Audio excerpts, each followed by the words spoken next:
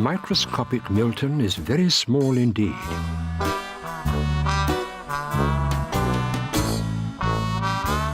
He lives in a clock on the mantelpiece in the parlour of a house that belongs to a lady named Mrs. Witherspoon. No one knows he's there, apart from Milton's friend Douglas, who spends most of his time asleep in front of the fire, and of course, you.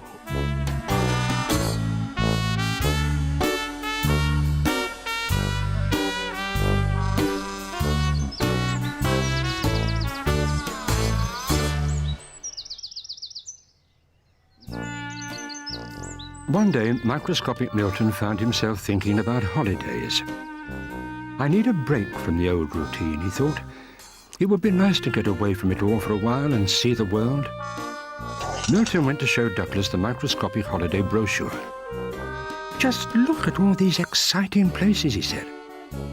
The leaning brick of Pisa, the hanging basket of Babylon, Gravelhenge, or perhaps somewhere nearer to home. I know. A camping holiday. There's a patch of flowers at the bottom of the garden that I hear is lovely at this time of year. Milton didn't waste any time. He went straight back to his clock to start packing.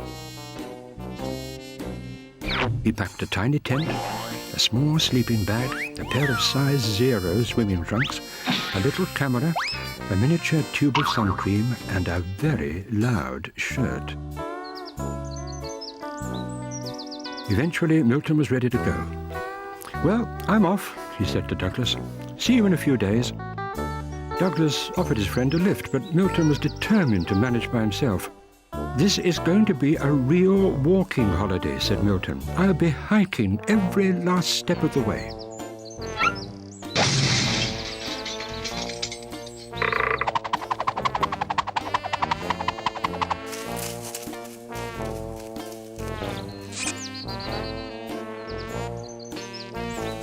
In less than an hour, Milton had crossed the patio and had reached the lawn.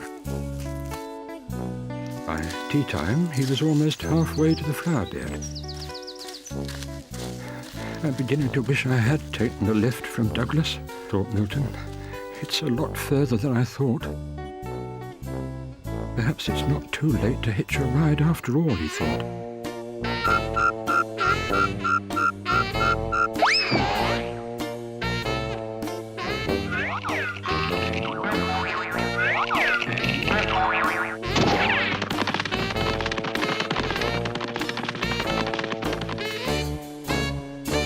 Eventually, Milton did get a lift, but unfortunately it was rather slow, and it was dark by the time he reached the flower bed.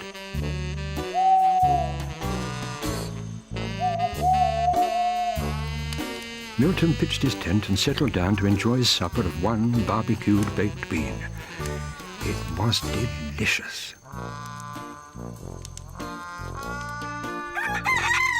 The following morning, Milton woke up bright and early. He put on his bathing suit and stepped out into the sunshine. "Time for a spot of sunbathing," he thought. At the other end of the garden, Mrs. Witherspoon was worrying about her beautiful flowers. "I'd better give the plants a really good watering," she said to Douglas, and began to fill her watering can. Milton had just begun to work on his tan when a strange shadow blocked out the sun.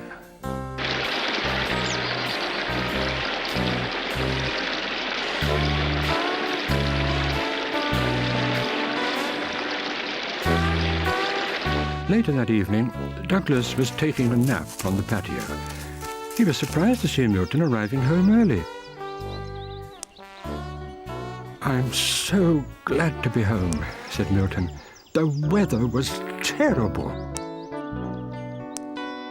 Strange, thought Douglas. It's been lovely here.